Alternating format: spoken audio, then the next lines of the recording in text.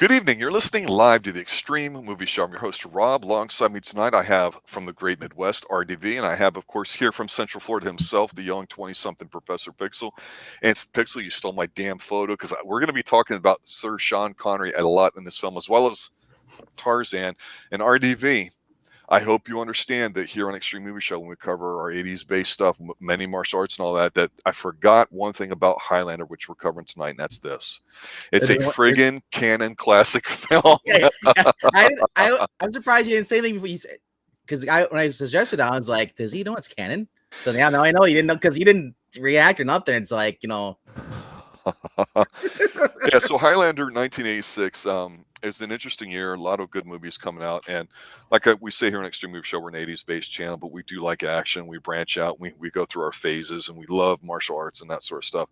But there's a theme going on with the 80s, and that is that it's really not about the movie or what's realistic. It's about all the sheen and gloss you can put on it in the form of music, montages. You get all that and much, much more in a canon film, because canon films at the time did a very good job of saying, you know what, we're going to be appropriately budgeted, but we're going to have a certain kind of template for how we make our films, and there's nothing wrong with it.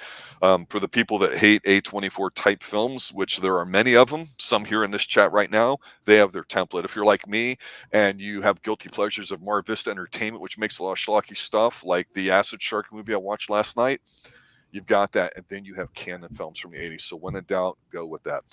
All right, so Highlander, guys, initial impressions. Obviously, everyone goes, "Oh, that's the one Queen did the soundtrack." Yeah, it's kick-ass. It's great video stuff. What's that, RDV? I was gonna say, it's probably like my billionth time. Pixel. Is this your first? Yes, it is my first, and I just want to go in and say, your mother, Trebek.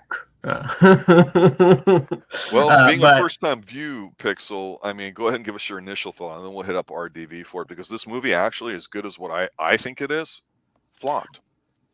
Well, I wasn't sure what to expect. I didn't know a lot. I think I tried to watch it before, and I just didn't.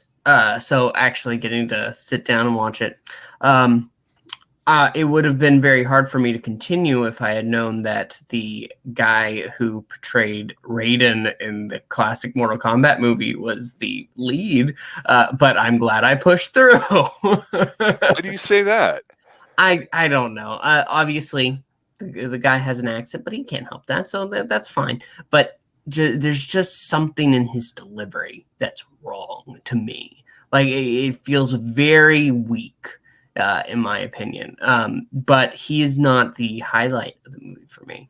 I think I like Sean Connery, obviously, is, and Clancy Brown. I love Clancy Brown, but getting to see him in this role, oh my gosh, he was fantastic. He just, you see, it's Mr. Krabs with a sword. SpongeBob. Yeah, no, but so to have that and to go ahead and have something that's a mixture of, like, I mean, you can't say sci-fi until I read ahead, I guess, the next movie. But with this one, no, they just have this whole, I'm an immortal warrior and I'm going to have to face others of my kind until there is only one. That's great. That's fantastic. And I just loved it. I will say this, RDV, because you and I, this seems like a movie you and I would really, really enjoy, and I'm just going to assume that you like it. But what are one or two things that you want to point out you think that's important about this movie? Well, the critical, apparently this movie, I never knew until you just said that. You said it was a flop. Yes. But and this baffles my mind, because I enjoyed it the first time, the second time, the third time watching it. It's like my fifth or sixth time watching this movie. Just the concept of this, there's immortals, and it's now if we're talking about the rest of the movies, yeah, I don't like the rest of the movies. There only should have been one, and that was this, because it was written for one movie. But no, Sean Connery does well in this. Christopher Lambert, it has that natural French Scottish presence in this movie. Mm-hmm. I just like the fact that in the concept of immortality, because they actually show you the downsides of it in this movie too. They really do a good job. Queen does a good job. Their song "Who Wants to Live Forever," and wow, that just cuts into you because we see what's happened in the movie. He's outgrowing his wife. Yes. It just shows you immortality is not great. And outliving. He's not growing anymore. She's shrinking, but well, the thing I'll say with this RDV that I agree is that one of the reasons why I think this may have bombed is because you had some people in the 80s that you just go, my God, how long can this overdosing on the 80s continue? Because everything kind of eats itself eventually. And I mentioned before how Rocky IV is not a Rocky movie. It's an 80s movie that has Rocky characters in it. And this movie starts off for you wrestling old school fans, especially you Florida ones, where, you've got the fabulous Three Birds in Madison Square Garden. This is the end of the territories for the most part, as they're getting ready to basically consolidate, get bought up by the WWF, now WWE.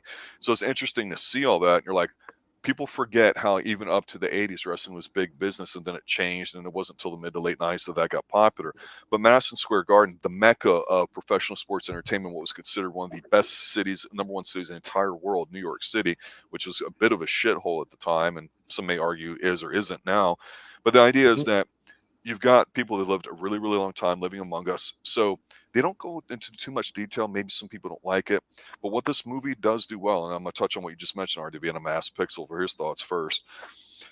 You could look at this as a bromance, because at the time Sean Connery came in, and he's transitioning from his lost Bond film, which is a remake of Thunderball, which I kind of like, actually.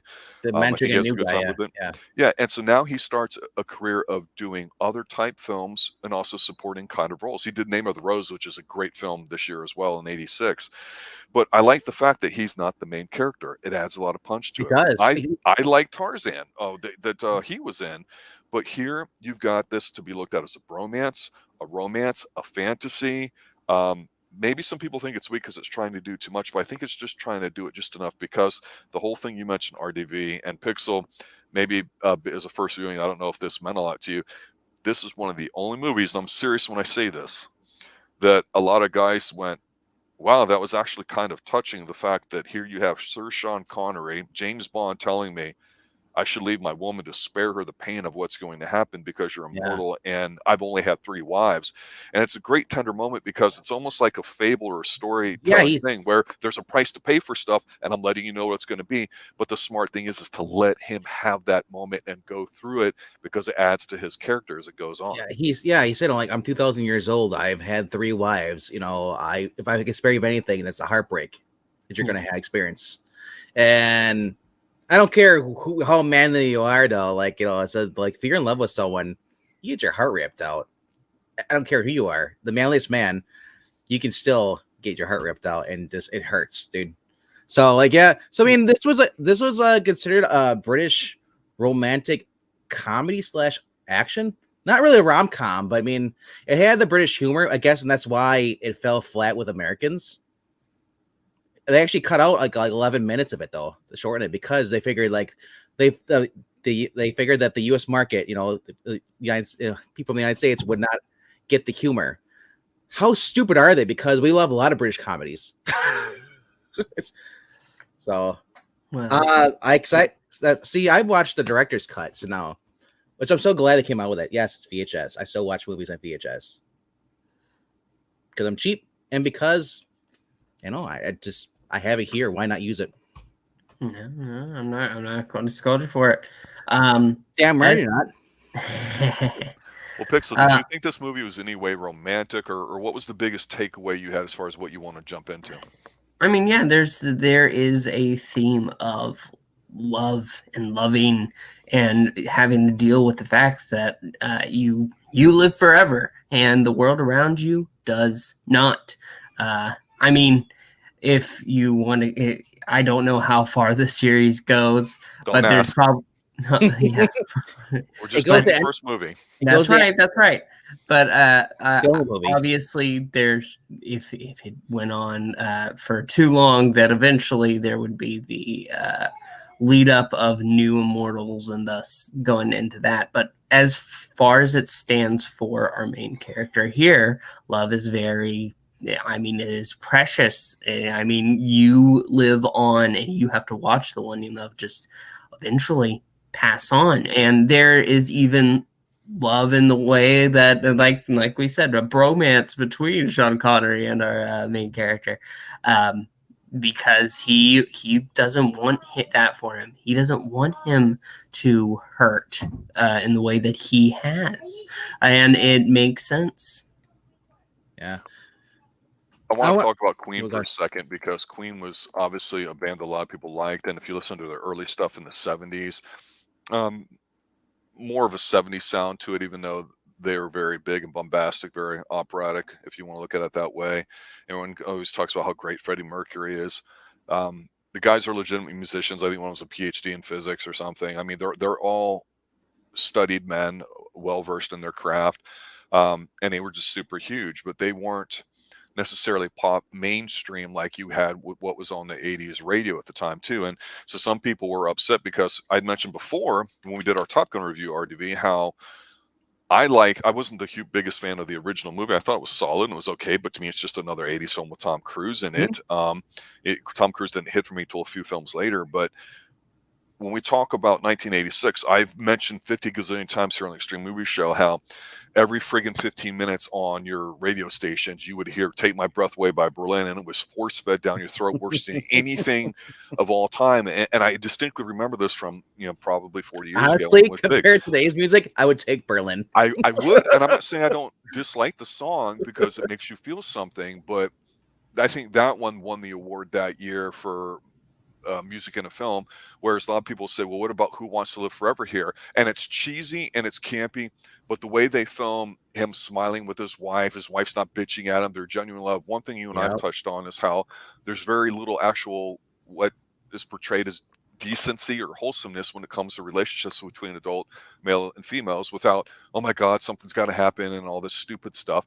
And you get that in here in bits and pieces, and you understand it. And we could even argue the religious part to it, with what's going on and the fact that he gets stoned, and he walks out with his hands tied up, Jesus like. And we don't really go there, but the point is he just wants to be happy for a period in his time. And she's like, and this is the worst line to me, I've got to say this, when he's trying to comfort her and the friggin' song's playing, I'm like, okay, this is still better than Berlin, but why would I select a song? And when she says to him, she's got not a line on her face, of course, because it's cheap 80s makeup, but all the white hair, and she's dying, and he's looking away, and he's describing what's going on.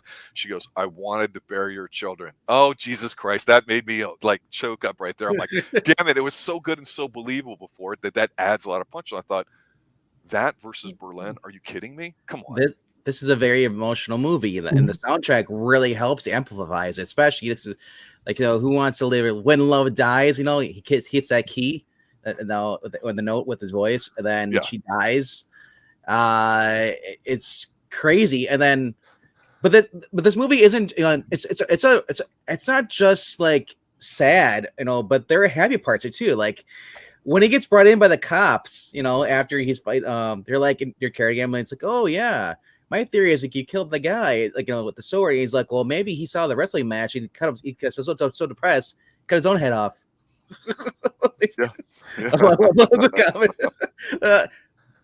There's just so many scenes in this. I always thought I was always intrigued because they did the TV show and now they did all this other crap, but Christopher Lambert sold the role. He sold the movie. As a guy, he became an antique dealer. You're immortal. Why not? It makes sense, right? Yeah.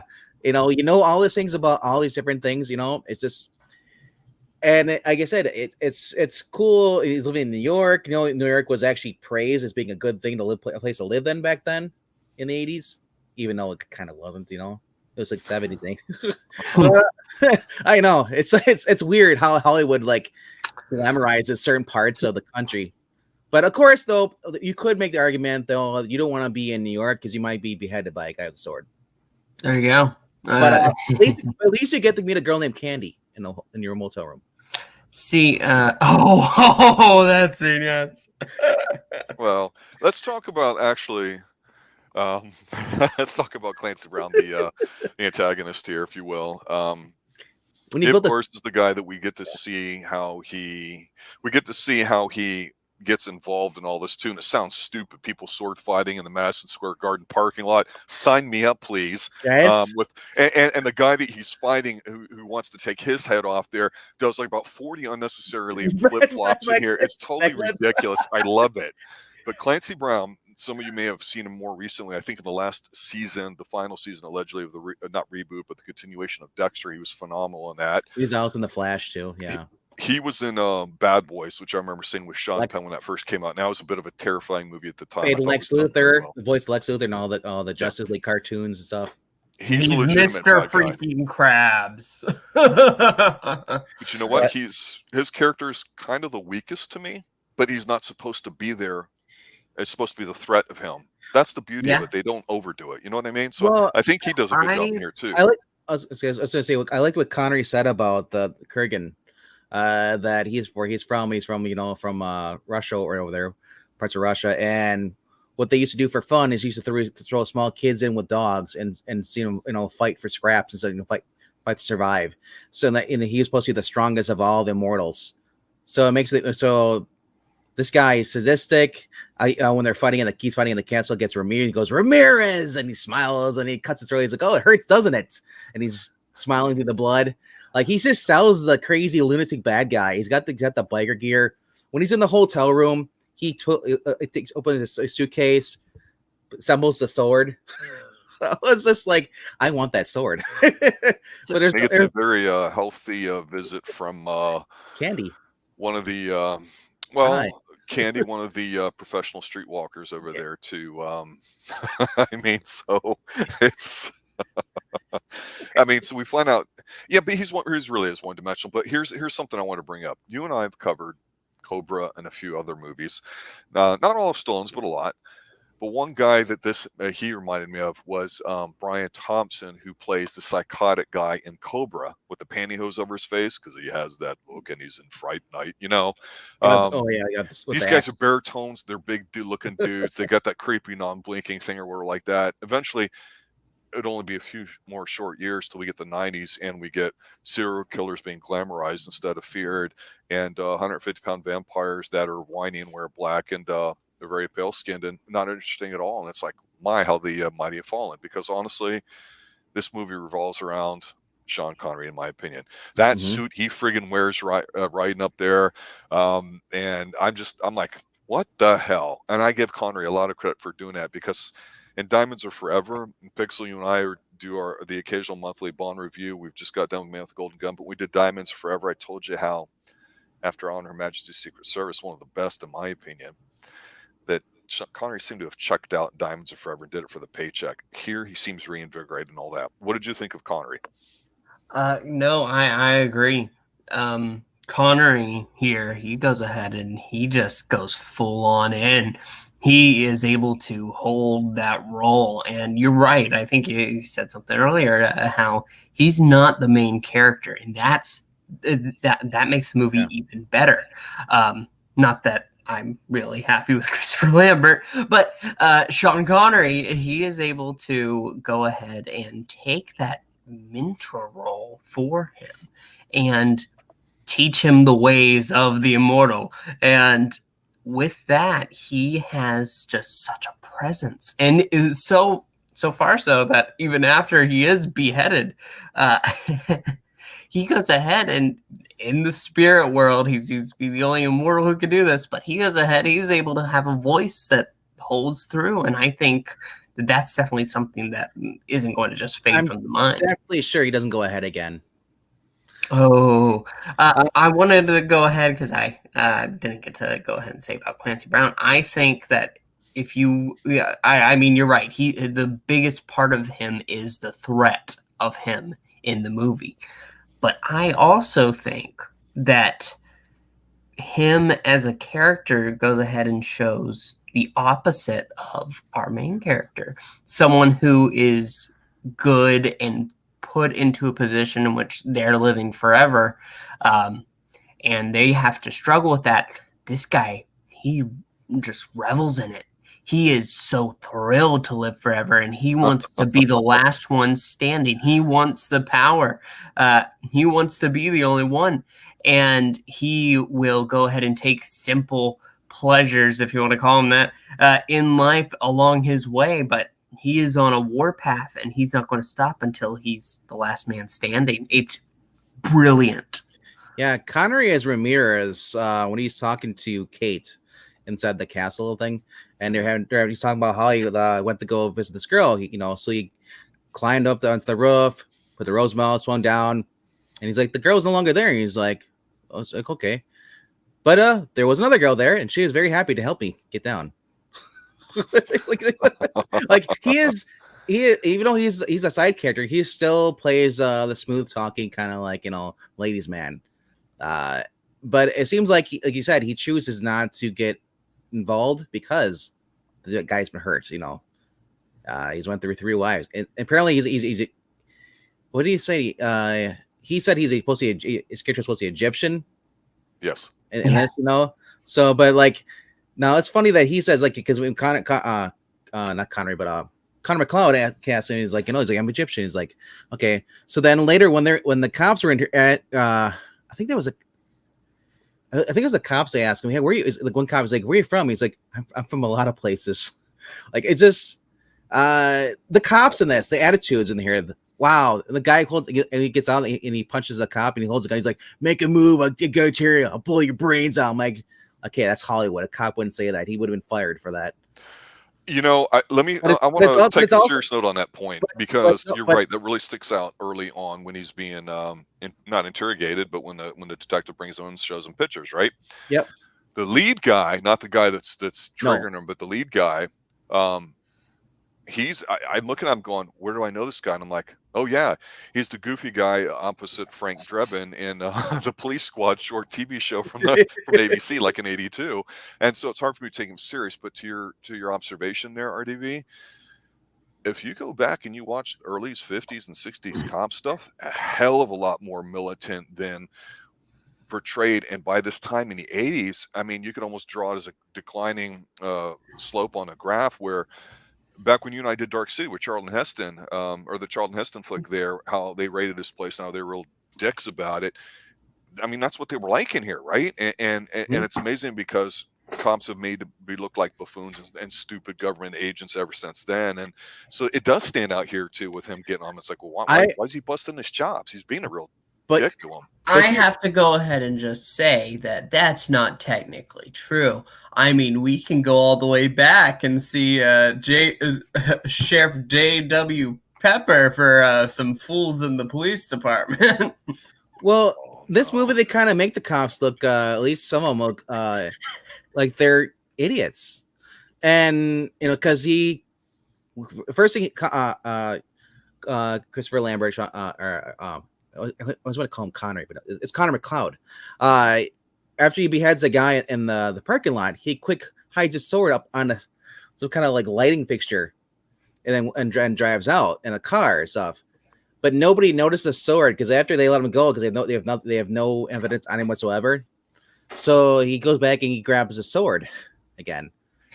It just, I mean, like anyone else probably would have seen like, hey, what's that freaking thing hanging up there on the light? They would check everything, But then again, it's all up to like, I guess, how thorough everybody is at their job. That's me expecting cops to be like at their peak, and actually taking their job serious. But just like every job, there's always somebody who doesn't want to do their full commit. It's only a day job for them. They get paid. That's it. So like I said, some of the cops here, the one cop being the incompetent, or the other one cop basically tells them to shut up. And I love how Christopher Lambert punches the guy. After he calls him calls him an agate in this, and he's like, oh, what are you looking for? You looking for some ass? He just gives him lip right back to him. Yeah, and the thing too is that like the 80s, when they're stupid because they're always eating food.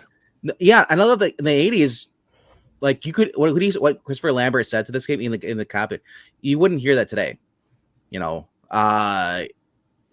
But I mean, it was really interesting to see that after he punched the guy, you see everybody in the criminals in there all just cheering, like it was like is this supposed to be a comedy or what's going on here? Is this, it's like, because I thought it was supposed to be serious, but then you get those little moments like that. It's like, wow, it seems like a Night Court episode.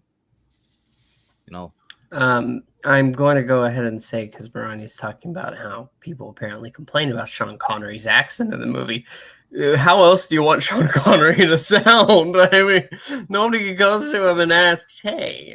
Because he's supposed to be Egyptian. He has a British or Scottish, whatever. Yeah. You know what though? If he's immortal, he's lived through different parts of the world. I'm sure he's picked up accents. Yeah, and accents come and go. They're regional dialects, but like you can hear them wherever you go. I mean, unless everybody's got it, and they usually get it from their parents without even realizing. Yeah, and I've been hearing this too. What the whole Cavill is supposed to be like in the lead role, I guess. Henry Cavill, yeah, it looks like he's real close to closing it.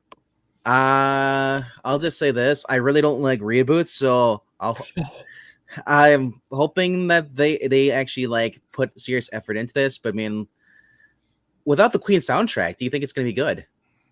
That's an interesting question, is whether or not they use that and some other stuff, because you take the Queen soundtrack away, and Queen was so hot in the 80s, along with that type of music, it perfectly fit.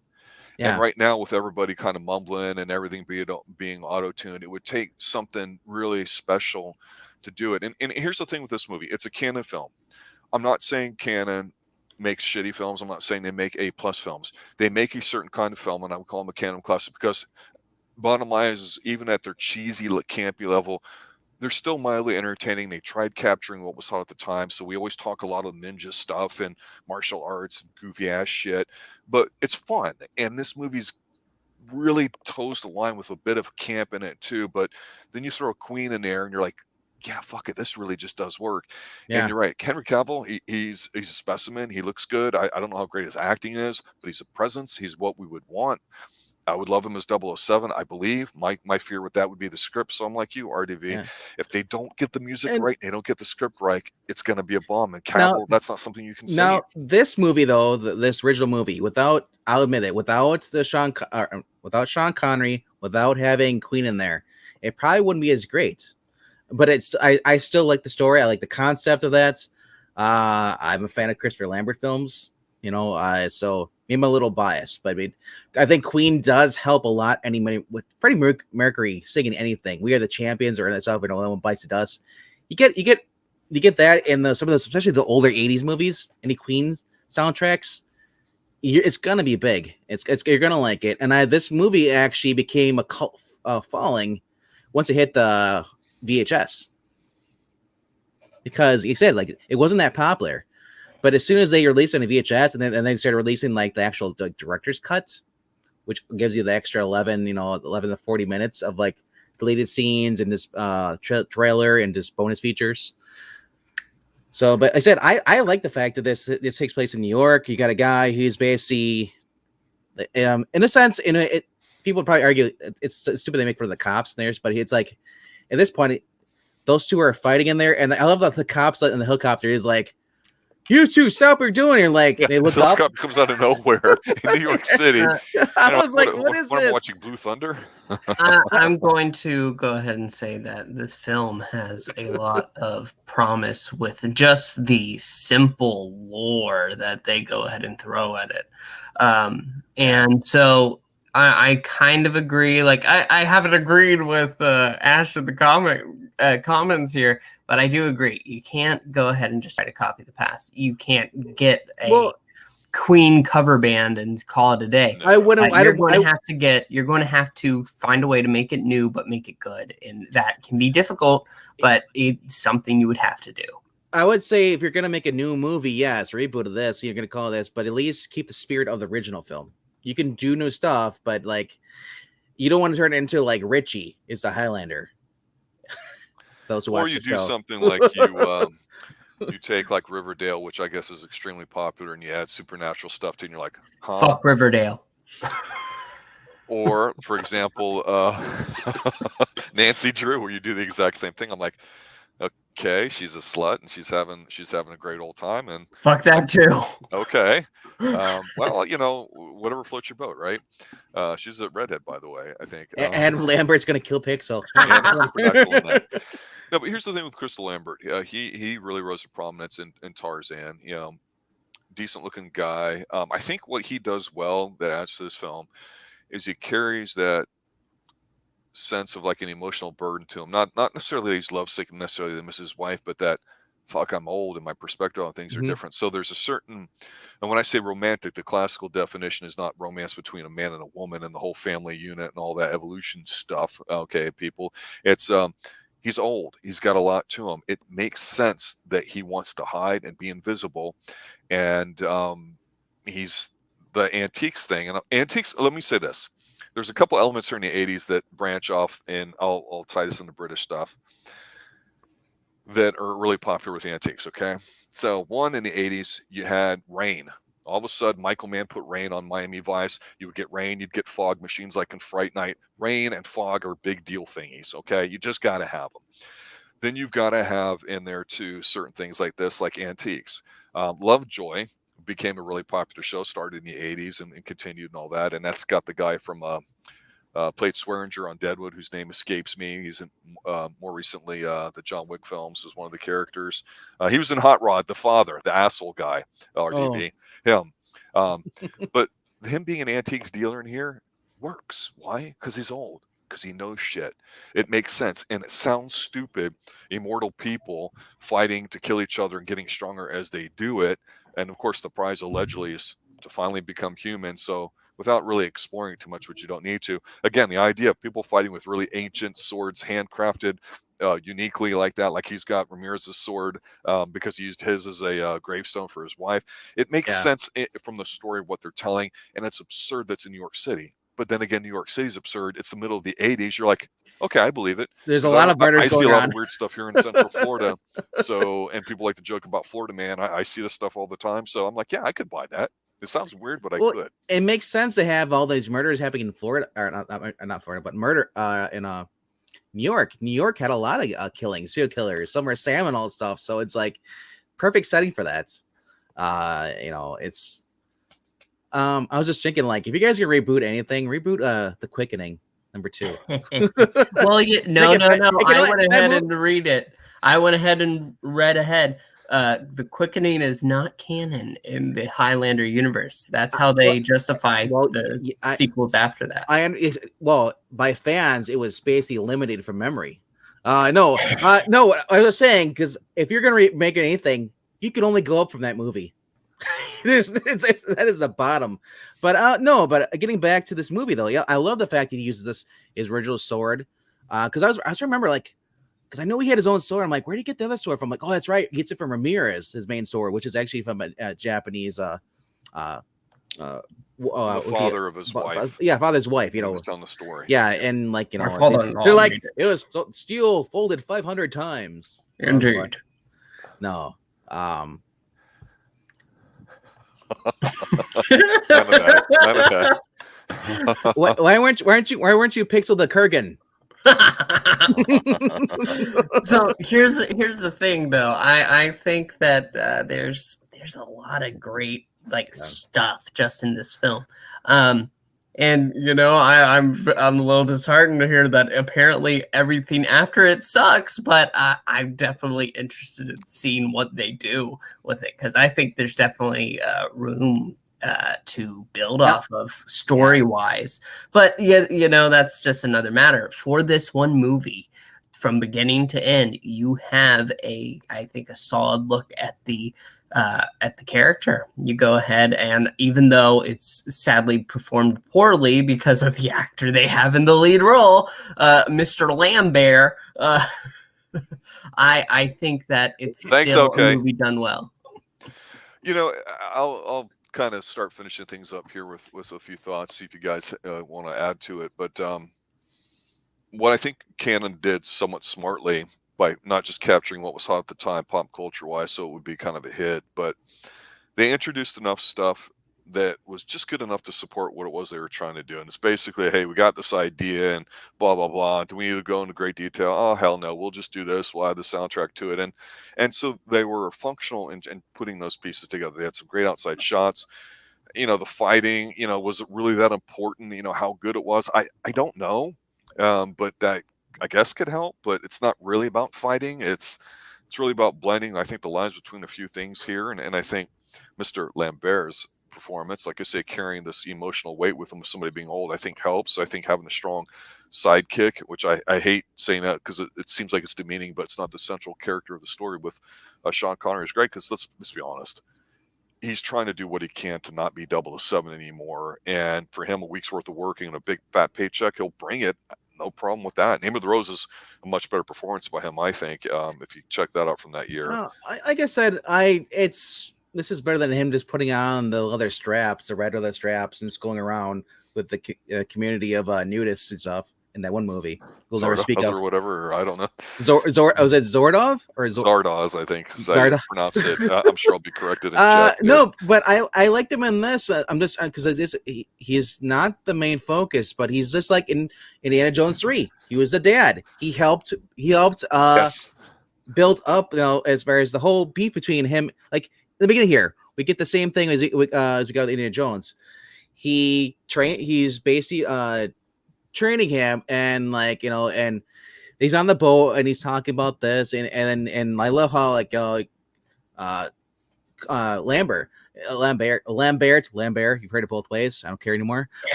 He's on the boat. He's like, I can't swim. He's like, okay, sure, whatever. You can't die. He's like, he's like, and so, and then finally, because he said something and it pisses him off. Connery rocks the boat, knocks him in the water. And I love that scene where he's underwater there, and you see Connor McLeod at the bottom. He's just sitting there. He's like all of a sudden he's like, I can breathe. What the heck? And he starts laughing. He's just like, the little scenes like this. It's like, this is pretty cool. I mean, the special effects he did on this, it's not all CG. I don't think there is really. When the castle was falling, the styrofoam blocks were falling down. You see Very dangerous. You do not want to have a styrofoam block land anywhere near your persona there.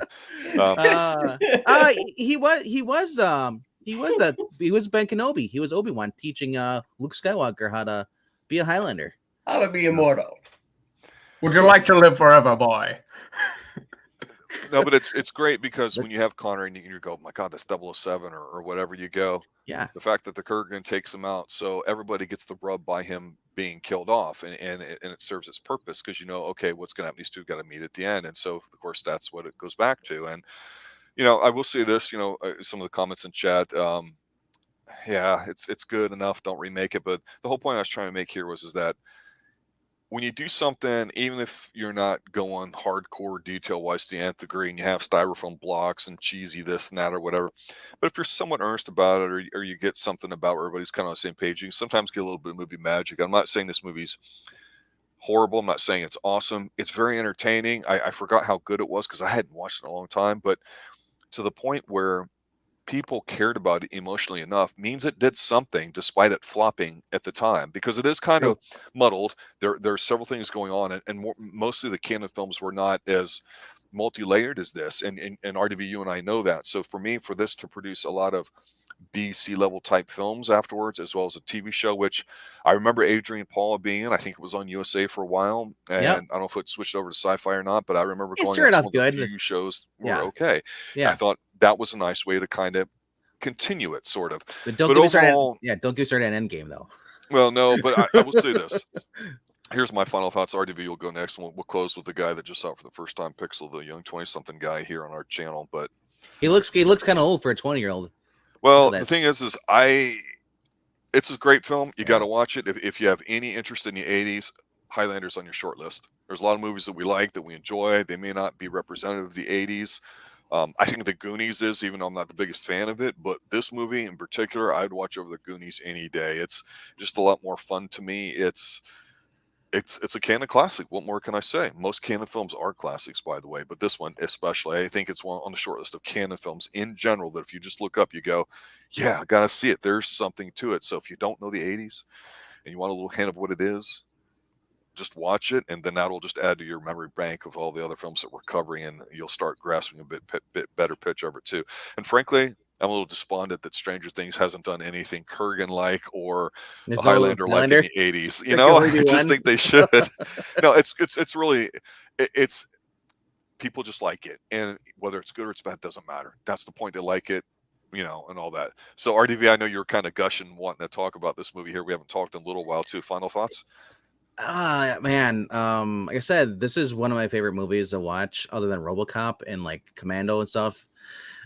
Just the whole concept of this. I mean, it's a guy living a quiet life. He's immortal. He's living alone, and he meets this girl, basically Brenda. She's a forensic analyst, and he remembers the words of what Ramirez said. It's like, don't get involved, and now he's after all these years, he's opening up his heart again to this, and here comes Daddy Brown. Clancy Brown. So if you're a fan of Clancy Brown, you've never seen anything than just him as the General in the Flash or as Mr. Krabs. This is Mr. Krabs going after SpongeBob because he's pissed off because he didn't make the Krusty Burgers. This is just awesome. Sean Connery is one of his best roles other than Bond. That was in this. He's the guy that'll steal your wife and tell you to break up with her.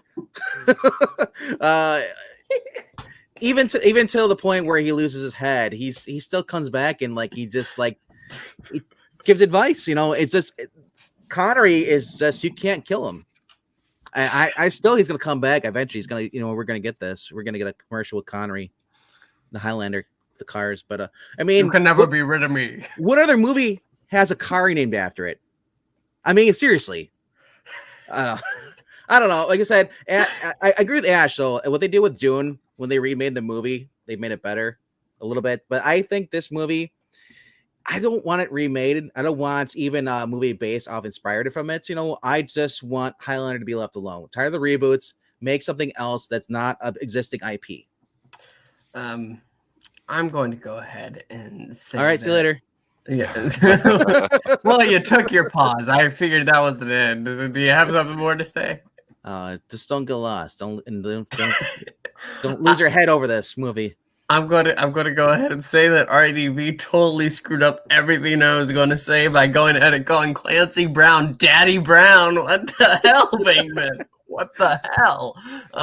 And then to go from there to say that Sean Connery is still the man that will steal your wife. That was. Well, he is.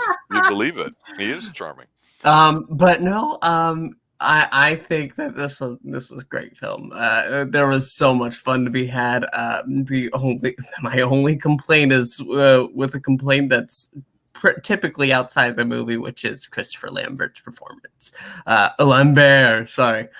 But I think that pushing that aside, there's just so much to enjoy here.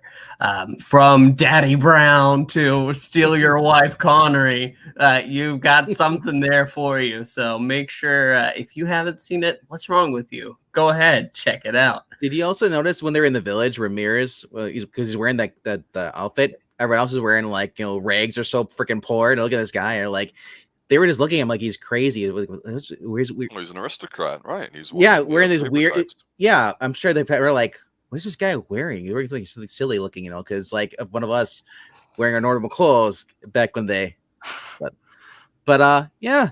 There is dead animals in this movie, so do not watch it if you're an animal lover, especially chickens. They're hanging from a stall in the movie. No dog died, so it has the Rob seal of approval.